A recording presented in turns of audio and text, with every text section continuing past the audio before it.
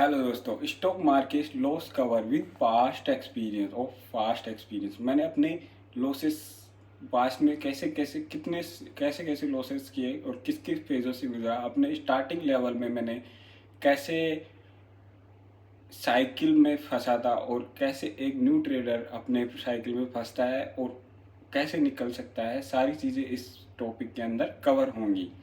बात कर लेते हैं 2020 की, जब लॉकडाउन लगा था। लॉकडाउन लगने के बाद में मैंने स्टॉक मार्केट का काम करना स्टार्ट किया था।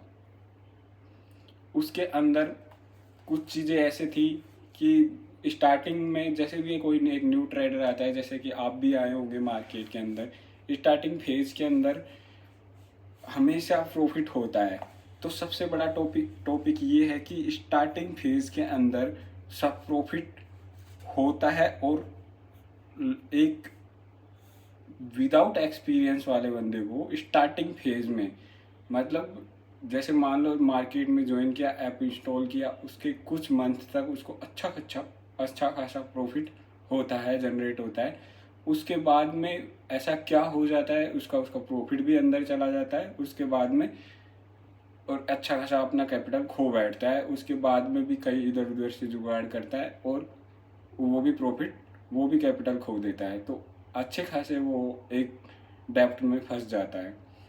तो बात इस चीज़ की है कि वो स्टार्टिंग फेज में आता है ना, तो प्रॉफिट इसलिए जनरेट करता है, वो एक बुल मार्केट के अंदर एंट्री होती है उसकी और अच्छा खासा प्रॉफिट हो, क्योंकि बिकॉज न्यूज़ वायरल होती है और नए नए ट्रेडर्स मार्केट में एंट्री करते हैं और एंट्री करने के बाद अच्छा खासा प्रॉफिट जनरेट करते हैं वो। और फिर जैसे ही बुल मार्केट एंड होता है और उनका कैपिटल साफ होता जाता है,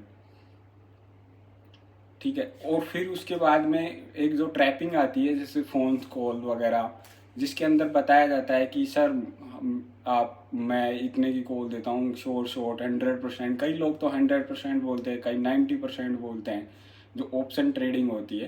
तो सबसे पहले तो ऑप्शन ट्रेडिंग से दूर ही रहना चाहिए अगर आपको एक्सपीरियंस नहीं है। तो ऑप्शन ट्रेडिंग होती है, अच्छी खासी होती है, जो अल्ट्रा लेवल के बंदे होते हैं जिनके पास समय ही ऑप्शन ट्रेडिंग का है। आप और मैं जो वर्किंग पैलेस पे अपन ट्रेड करते हैं, तो वो इतना टाइम नहीं मिल पाता जो अपन वो वर्किंग पैलेस पे भी अपन ट्रेड करें। तो इनडायरेक्टली जो भी ट्रेडर आता है स्टार्टिंग फेज पे प्रॉफिट जनरेट इसलिए करता है क्योंकि मार्केट में वो बुल मार्केट के अंदर आता है। बुल मार्केट में ये होता है कि कोई भी मैक्सिमम स्टॉक 80% 90% स्टॉक्स अपना हाई पे हाई, हायर हाई बनाते हैं। तो उसके अंदर वो बहती गंगा में हाथ धो लेता है। तो बात होती है लॉस। फिर उसके बाद में लॉस करता है। फिर उसके बाद में जब भी वो आता है अपना कैपिटल थोड़ा बहुत, वो फिर भगता है लॉस कवर करने के चक्कर में। उसमें उसके जो रिसर्च वगैरह है वो सब धरे रह जाते हैं। स्टार्टिंग क्या आता है, अच्छी खासी रिसर्च भी करता है, एक रिसर्चर बनता है वो।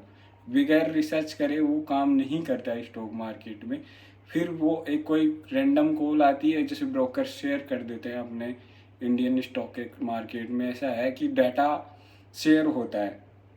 जैसे अगर मान लो 20 लोग, जैसे मान लो लाखों लोग हैं एक ब्रोकर के पास में, उसके डेटा शेयर कर दिया जाएगा। और फिर वो रैंडम कॉल आती है, मेरे पास भी कॉल आती है, कम से कम दिन में 2-3 कॉल आ ही जाती हैं। और जो ये बताते हैं कि सर हम कॉल करते हैं, एक बार आप करके देखो, 100% आपका प्रॉफिट होगा। फिर उसके बाद में वो चार्जेस करते हैं, अच्छे खासे चार्जेस करते हैं। फिर उसके बाद ट्रैप में फंसता रहता है। अगर प्रॉफिट भी हो जाता है ना उस बंदे का, तो इनडायरेक्टली एक बार भी उसका कैपिटल साफ हुआ और प्लस में वो लॉस भी लेगा। उसके बाद में उसको जो चार्जेस दिया वो भी इनडायरेक्टली लॉस ही है उसका। हालांकि उसका इतना शो नहीं करेगा उसके उसमें कैपिटल गेन में या फिर लॉस में, प्रॉफिट एंड लॉस में, बट लॉस तो हो ही गया ना वो। अब दूसरी बात कर लेते हैं पास्ट एक्सपीरियंस। मेरा पास्ट एक्सपीरियंस क्या था।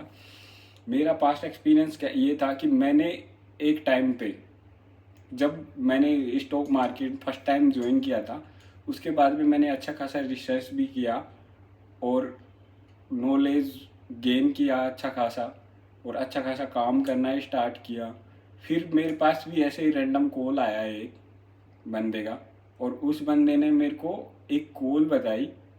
वो वो कॉल थी बैंक निफ्टी की, जिसमें लगभग 30 रुपए से वो हुई 180 220 के समथिंग।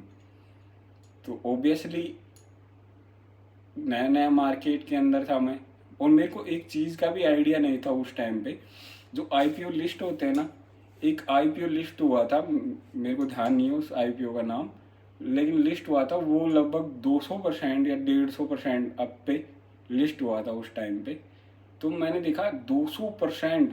उसने मेरे को ये तक नहीं बताया था कि ये आईपीओ है। मेरे को आईपीओ का पता नहीं था उस टाइम पे, सॉरी, बट उस टाइम पता नहीं था आईपीओ क्या होता है और कैसे कैसे काम होता है।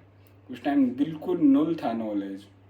फिर उसके बाद में जब मेरे अच्छे खासे लॉस हो चुके थे, मैंने कैपिटल स्टार्ट किया 10K से, 10,000 से स्टार्ट किया था। 10,000 से मैंने 90K बना लिए थे अपने खुद के नॉलेज से, प्लस उस बंदे ने भी बनाए थे थोड़े बहुत, लगभग 20-25 हज़ार तो उसने भी बना के दिए थे स्टार्टिंग फेज में।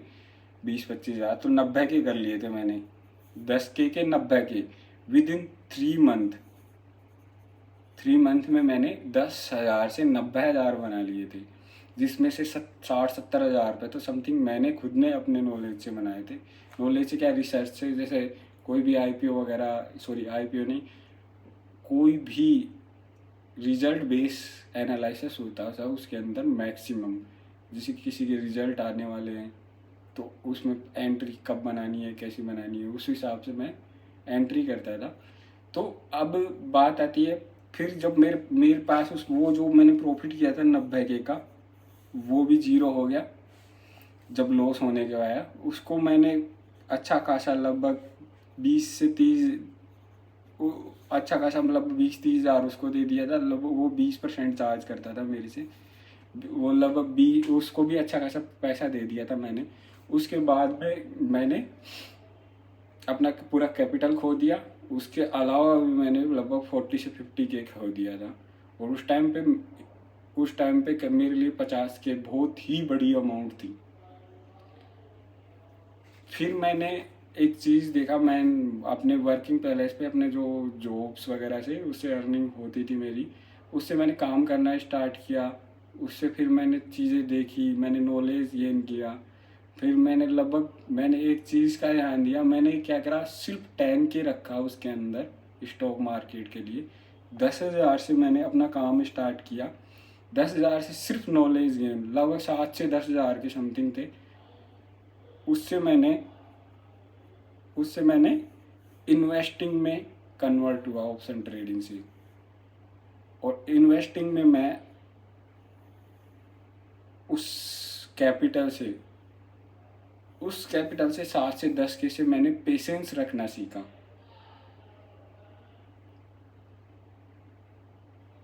फिर उसके बाद में जैसे जैसे मैंने रिसर्च चालू किया, पहले जॉब पे अर्निंग पे ध्यान देता था, फिर मैं लर्निंग पे ध्यान देने लगा। नो, अर्निंग पे ध्यान देने के चक्कर में कैपिटल लूज होता था, और लर्निंग के चक्कर